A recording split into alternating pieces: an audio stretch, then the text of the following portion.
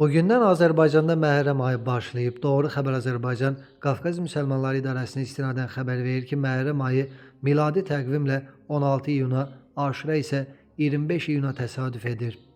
Qafqaz Müsəlmanları İdarəsinin Qazılar Şurası və səlahiyyətli nümayəndələrinin müraciətində bildirilib ki, Məhərrəm və Səfər aylarında 60 gün ərzində keçirilən təziyə mərasimləri, xüsusilə Tasua və Aşura əzadarlığı zamanı müxtəlif alətlərlə bədənə xəsarət yetirmək, qan çıxarmaq, qurşağa qədər soyunaraq sinə vurmaq və s. dinimizə görə qəbul edilməzdir.